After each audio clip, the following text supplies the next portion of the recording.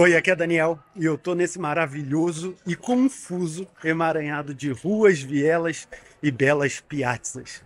Eu tô em Nápoles, na Itália, e vou dar uma volta por aqui.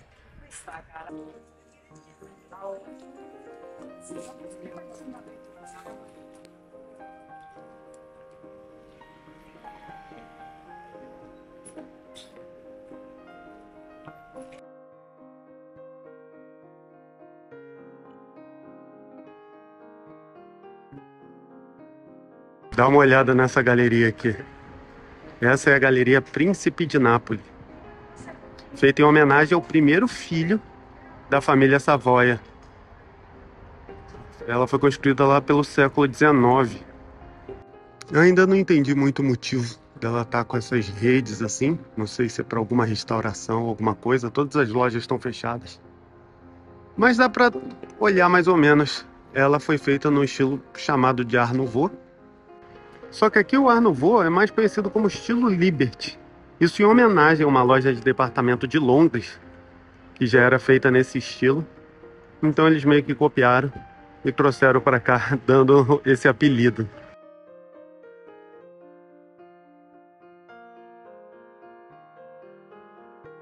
Nessa época, Nápoles era considerada super elegante, inclusive tinha um apelido de Paris do Sul. Fato que pessoas importantes chegaram a abandonar a própria Paris para vir morar em Nápoles porque eles consideravam ela mais sofisticada e cosmopolita.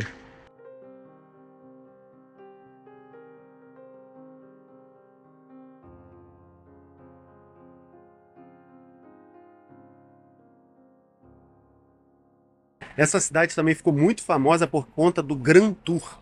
Era uma viagem, uma grande viagem feita pela Europa, principalmente pelos nobres, com o objetivo de ter um rito de passagem educacional. Eles passavam por cidades mais antigas, históricas e artísticas, como por exemplo Paris, Roma e Nápoles, com o intuito de aprender mais sobre a cultura, sobre tradições, sobre história, artes e por aí vai.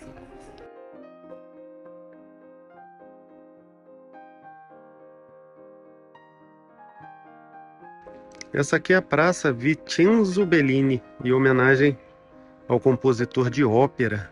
Ele começou a carreira justamente aqui em Nápoles, lá no início do século XIX, quando a ópera estava nascendo por aqui.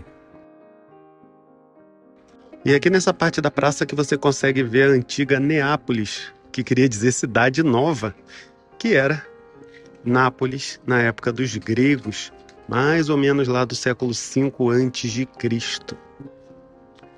E essa aqui são as ruínas da torre de proteção que tinha no muro da cidade. Ou seja, basicamente aqui é o lado de fora da cidade antiga de Neápolis. Infelizmente hoje em dia é chamada de lata de lixo.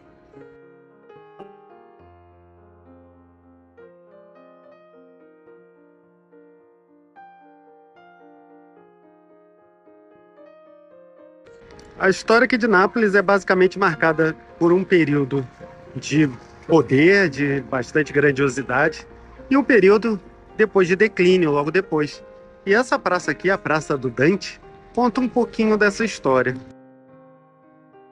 Essa praça é chamada de Praça do Dante por causa desse aqui, o Dante Alighieri, poeta medieval italiano. E aquelas colunas ali atrás foram feitos pelo arquiteto Luigi Vanvitelli, por ordem do rei da família de Bourbon, num período que Nápoles era bem grande, bem popular, bem rica. Ele mandou construir esse lugar aqui e muitos outros pela cidade para mostrar a grandiosidade da família de Bourbon e também de Nápoles. A questão é que quando essa praça foi feita não era o Dante que estava aqui, e sim o rei da família Bourbon. Quando Napoleão invade Nápoles em 1799, ele resolve tirar a estátua do rei e botar alguém menos ameaçador, o Dante. E repara que o nome lá atrás não é em homenagem ao rei que mandou construir isso aqui, e sim foi colocado depois em homenagem ao Vittorio Emanuele, que pra gente já sugere aí a próxima fase de Nápoles, que é o declínio.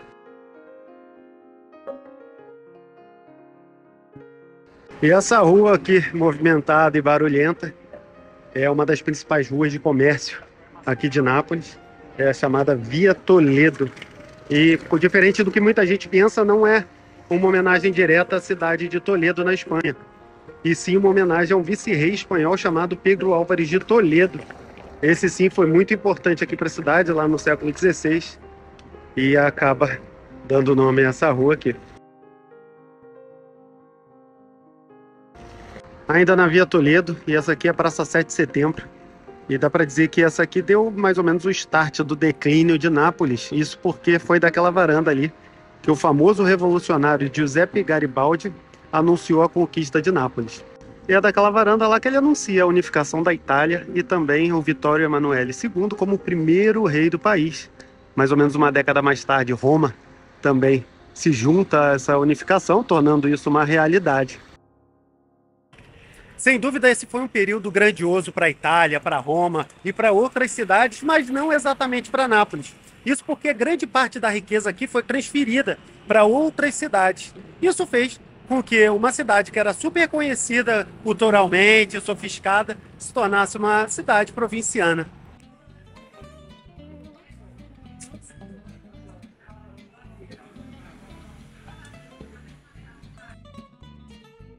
Agora, acho que não tem lugar mais interessante para ver de perto mesmo o dia a dia intenso de Nápoles do que aqui no bairro Espanhol, principalmente esses mercadinhos por aqui.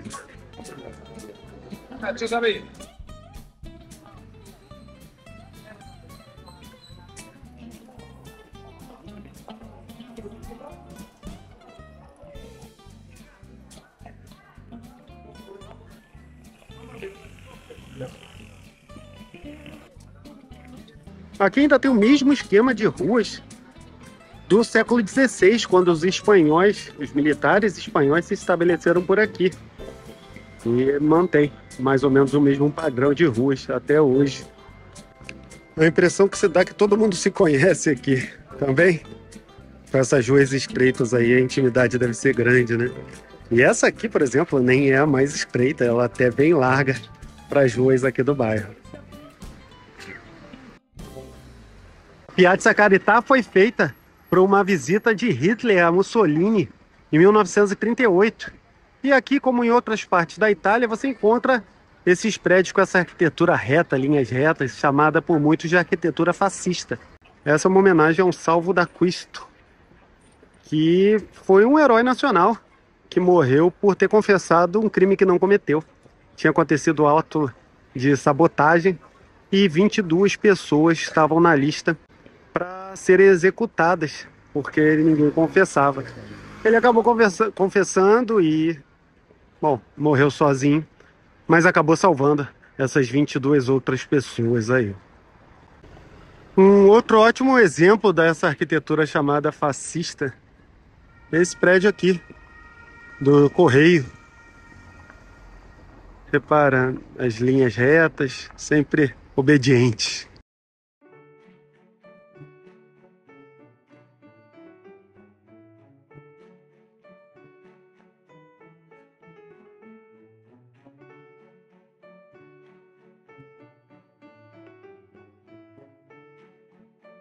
Algumas estações de metrô de Nápoles também valem a visita. Essa aqui, por exemplo, é a estação Toledo, aqui da Via Toledo.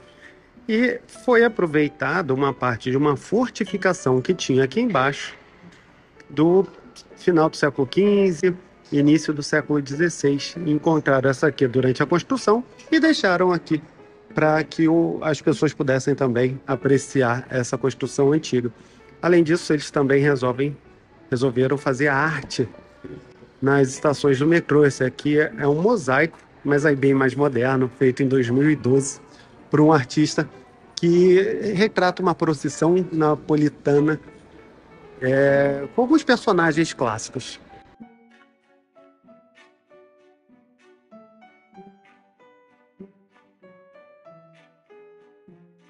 Mas para ver algumas coisas mais interessantes, você tem que pagar a passagem e entrar realmente no metrô. Vários deles. Esse aqui é o da estação Toledo.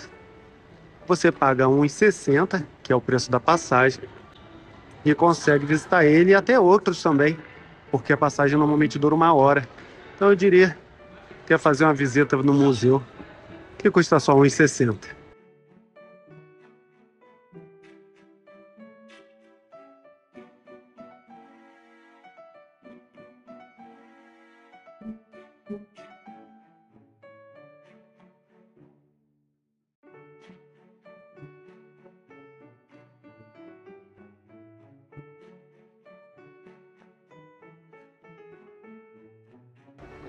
Tem várias estações interessantes, como a museu, município, Garibaldi, muitas outras. Mas se você não tem muito tempo, você pode entrar na Toledo e descer logo na seguinte, que é a Dante, essa aqui. Ou vice-versa, né? Chove Nápoles. E agora uma informação importante, se você está gostando desses vídeos e quer que eles continuem, é muito fácil apoiar o Go Europa a continuar esse trabalho. É só divulgar isso tudo. Divulga para o máximo de pessoas que vocês conhecem e que, assim como nós, são apaixonados por viagem. É só divulgar o goeuropa.com.br, que é o site onde tem todas as informações concentradas. O Instagram, tem o canal do YouTube, onde tem vídeos com a qualidade muito melhor de imagem. Então é só divulgar isso tudo. Entra agora lá no YouTube, inclusive, coloca Go Europa e se inscreve no canal para você saber das novidades. E assim a gente apoia para que esse trabalho continue. Agora vamos lá, que ainda tem muito de Nápoles para a gente ver. É aqui que começa a famosa Spaccanapoli, que é essa via que existe desde a época de Neápolis, a cidade grega, que leva esse nome, Spaccanapoli, que é, na verdade, um apelido, porque quer dizer que ela divide Nápoles. Então, o que acontece na realidade, oficialmente, é uma rua comprida que vai mudando de nome, tem uns 5 nomes diferentes até o final.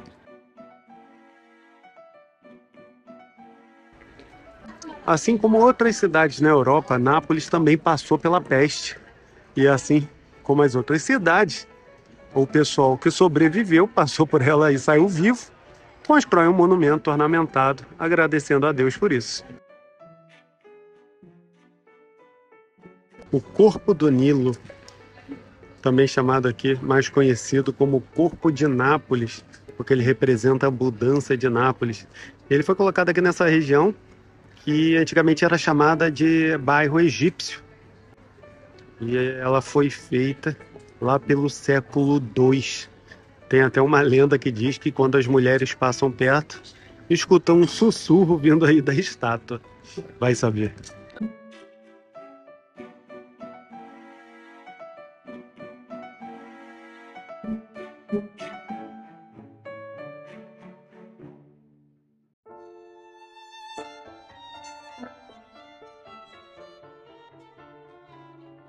E o que para mim é talvez a rua mais interessante aqui desse centro histórico de Nápoles, que é a Via San Gregório Armeno, mais conhecida como Via dei Presepi, ou Via dos Presépios. Então já dá para ter uma ideia, né?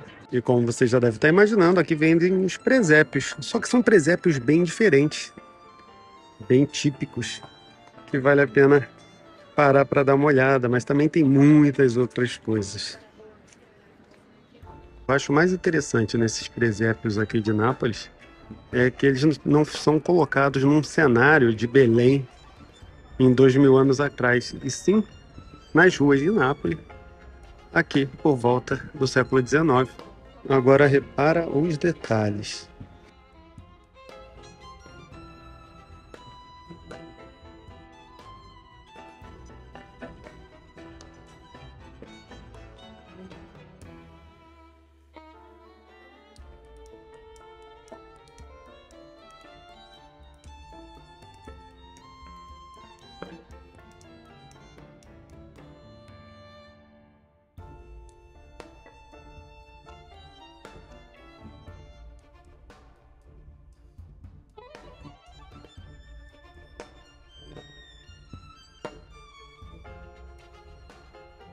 E é nesse cenário que são colocados os personagens principais do nascimento de Jesus, como está nesse exemplo aqui. Diferente, né? E os detalhes impressionam. E não necessariamente só tem aqueles gigantes e super detalhados. E também caros, né? Tem menores também, com preço mais acessível. mas também interessante.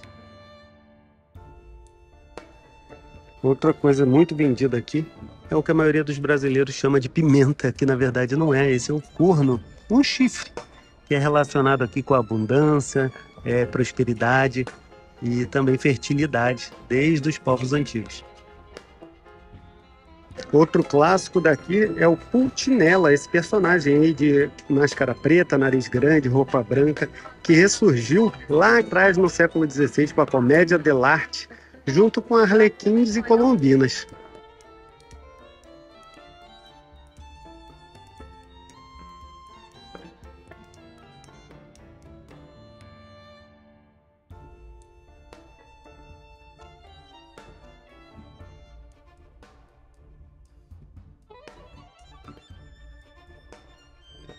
Muita gente está me perguntando se Nápoles é uma cidade perigosa, porque tem sempre essa história, né, que Nápoles é uma cidade perigosa, que não tem segurança e tudo mais.